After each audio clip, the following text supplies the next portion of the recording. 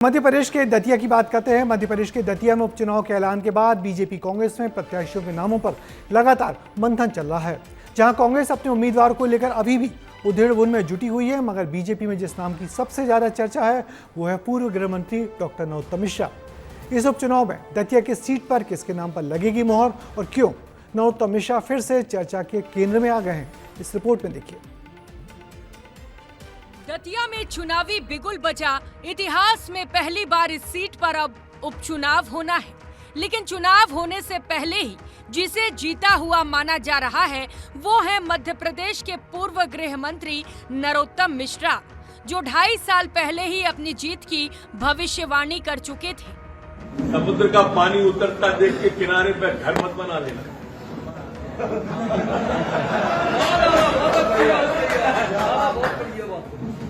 मैं लौट के आऊंगा, ये वादा है। अब सवाल ये भी है कि जब नरोत्तम खुद की जीत को लेकर इतने कॉन्फिडेंट नजर आ रहे हैं, तो पिछले विधानसभा चुनाव में क्या हुआ था?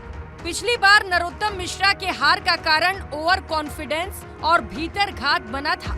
इसके अलावा नरोत्तम मिश्रा के करीबी लोगों की कार्यशैली से जनता नाराज थी। नगर पालिका चुनाव में कथित धांधली और स्थानीय समस्याओं के समाधान में देरी को हार की प्रमुख वजह बताया गया।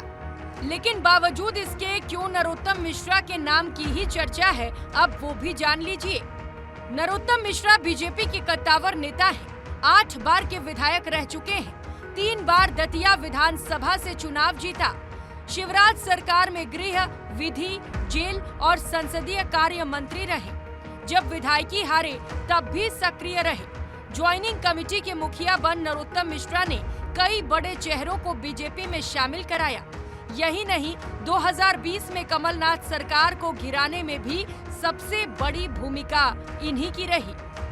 यही वजह है कि जब नरोत्तम मिश्रा 2023 में चुनाव हारे तो न 2.5 साल में उनकी सिक्योरिटी हटाई गई और न ही प्रदेश की कमेटी से उनका नाम।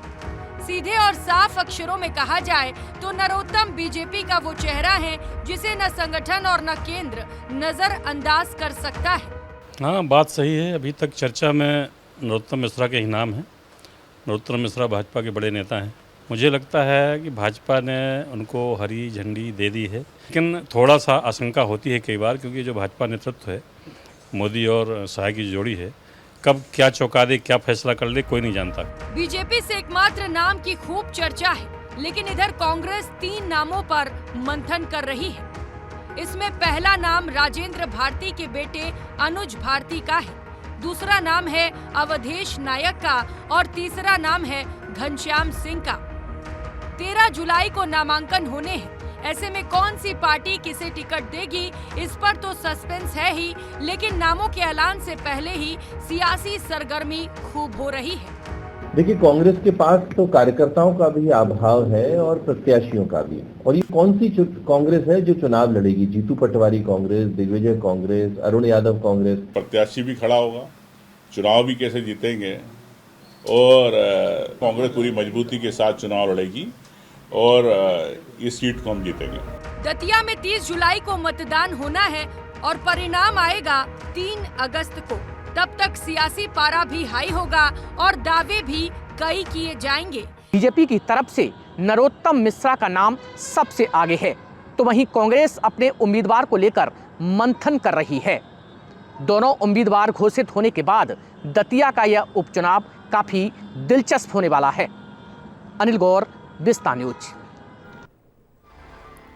तो दतिया उपचुनाव की तारीखों के ऐलान के साथ ही सियासी मुकाबला दिलचस्प हो गया है। एक तरफ बीजेपी में डॉक्टर नरोत्तम मिश्रा के नाम की चर्चाएं तेज हैं, तो दूसरी ओर कांग्रेस अभी भी अपने समीकरण साधने में जुटी है। उम्मीदवारों के नाम का ऐलान भले ही बाकी हो, लेकिन दतिया में सियासत में हलचल जोरों से बढ़ गई है। अब मुकाबला सिर्फ उम्मीदवारों का नहीं, बल्कि सियासी रणनीति और जनता के भरोसे का होगा। दतिया का फैसला आखिरकार 3 अगस्त को आएगा, जब चुनावी नतीजे सारी तस्वीर साफ कर देंगे।